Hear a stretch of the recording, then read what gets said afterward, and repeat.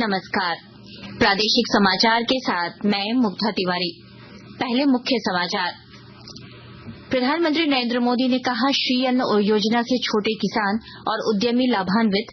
सूचना प्रसारण राज्य मंत्री के आवास पर पोंगल समारोह में राज्यपाल भी हुए शामिल।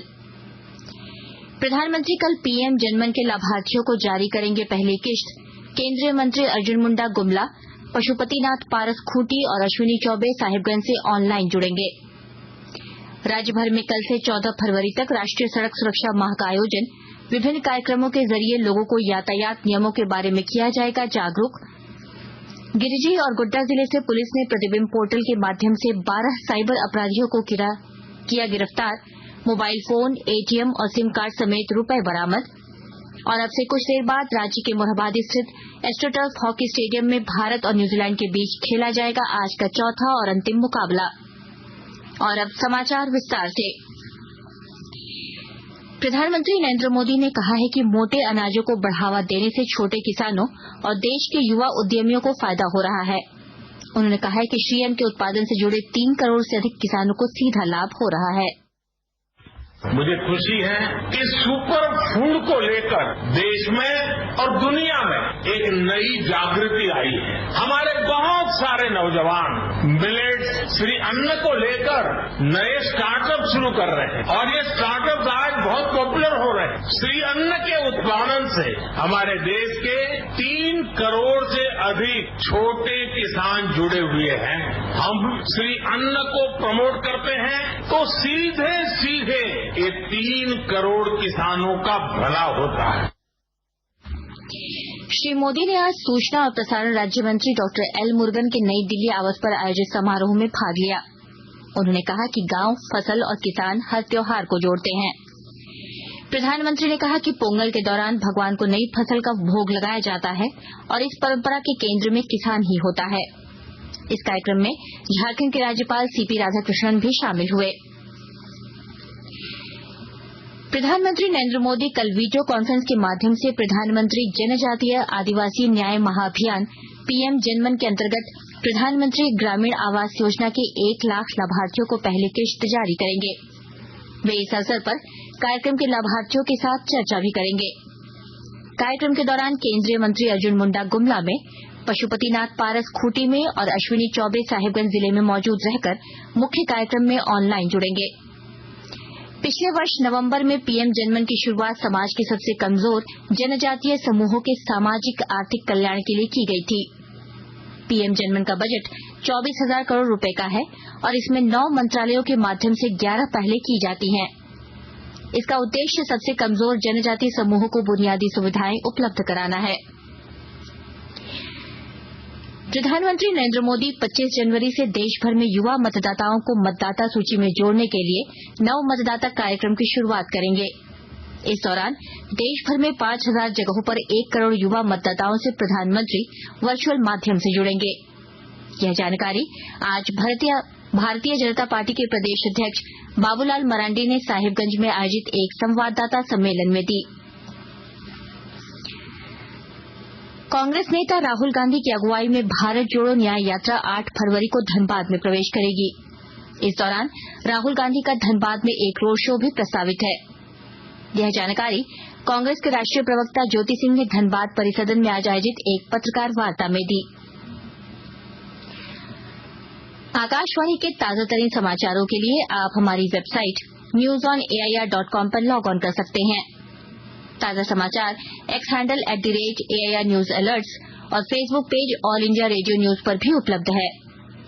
आप प्रादेशिक समाचार एकांश के X handle @AIR news _Ranchi और फेसबुक, इंस्टाग्राम पेज तथा YouTube channel AIR news Ranchi पर भी हमारे बुलेटिन सुन सकते हैं। प्रादेशिक समाचार आप आकाशवाणी रांची से सुन रहे हैं। सेना के कब्जे वाली 4.55 एकड़ जमीन की अवैध खरीद बिक्री के मामले में जेल में बंद रांची के पूर्व उपायुक्त छवि रंजन और कारोबारी अमित कुमार अग्रवाल की अलग अलग जमानत याचिकाओं पर झारखंड उच्च न्यायालय में 19 जनवरी को सुनवाई होगी। राज्य भर में कल से 14 फरवरी तक राष्ट्रीय सड़क सुरक्षा माह का आयोजन किया जा रहा है। इस दौरान लोगों को यातायात नियमों के बारे में जागरूक किया जाएगा। इधर साहिबगंज स्थित नेहरू युवा केंद्र में राष्ट्रीय सड़क सुरक्षा सप्ताह दिवस के अवसर पर आज एक कार्यक्रम का आयोजन किया गया। इस अवसर पर नेहरू युवा केंद्र के जिला युवा अधिकारी शुभम चंद्रन ने आम लोगों से यातायात नियमों के पालन करने की अपील की। दुमका जिले का तसर सिल्क इस बार 26 जनवरी को नई दिल्ली में गणतंत्र दिवस पर निकलने वाली झांकी में सम्मिलित होने जा रहा है। विस्तृत ब्यौरा दे रहे हैं हमारे संवाददाता। दुमका जिले का तसर सिल्क विश्व स्तरीय पहचान के साथ इस बार 26 जनवरी को दिल्ली में गणतंत्र दिवस पर निकलने वाली झांकी में सम्मिलित होने जा रहा है। यह झारखंड और दुमका के लिए तो गौरव का विषय है ही, महिलाओं के श्रम का सम्मान भी है, क्योंकि दुमका में तसर का धागा निकालने से लेकर कपड़ा बुनने तक के काम में केवल महिलाएं ही शामिल हैं। देश की इस अत्यंत प्रतिष्ठित झांकी में पहली बार दुमका के सिल्क को सम्मिलित किया गया है। मयूराक्ष सिल्क के नाम से यहाँ के सिल्क का सफर 2017 में शुरू हुआ। 2018 में भारत सरकार की इंडिया मैनेजमेंट अथॉरिटी ने भी tribal to global research project के तहत यहाँ के सिल्क को अंतर्राष्ट्रीय स्तर पर बाजार मुहैया कराने की पहल की थी। R.K. नीरद, आकाशवाणी समाचार, दुमका। हजारीबाग के बड़कागांव प्रखंड में गोंदलपुरा खनन परियोजना के तहत अडानी फाउंडेशन ने युवाओं के लिए सेना, पारा मिलिट्री और पुलिस बहाली प्रशिक्षण के पहले बैच की शुरुआत की है। इस बैच में 30 युवाओं का चयन किया गया है, जिन्हें हर रोज शारीरिक प्रशिक्षण के साथ साथ लिखित परीक्षा की भी कोचिंग दी जा रही है। 6 महीने की अवधि वाले इस पहले बैच की शुरुआत के लिए आयोजित एक कार्यक्रम में सभी युवाओं को अडानी फाउंडेशन की ओर से निःशुल्क प्रशिक्षण किट भी प्रदान किया गया, जिसमें ट्रैक सूट, जर्सी और स्पोर्ट्स शू आदि शामिल थे।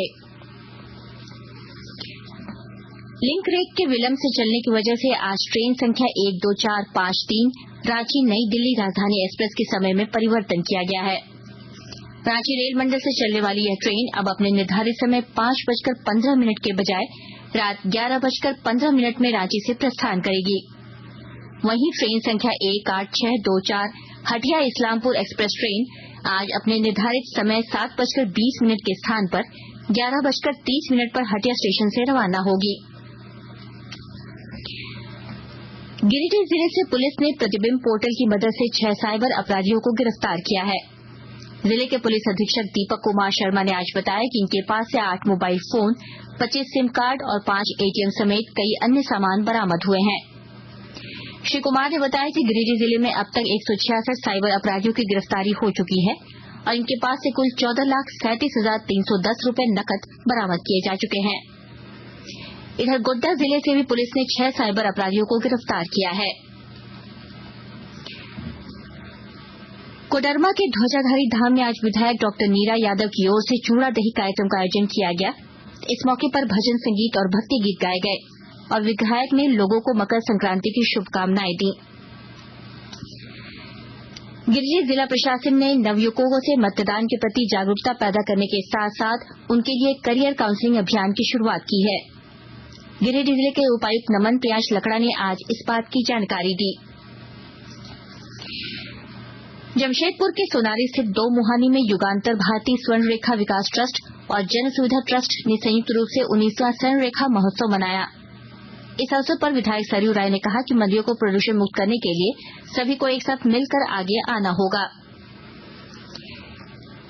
हजारीबाग जिले में 23वें junior Jharkhand state basketball championship का आयोजन जारी है। कल तक खेले जाने वाले इस टूर्नामेंट में धनबाद, रांची, हजारीबाग, गिरिडीह, बोकारो और कोडरमा समेत अन्य जिलों की 21 टीमें भाग ले रही हैं।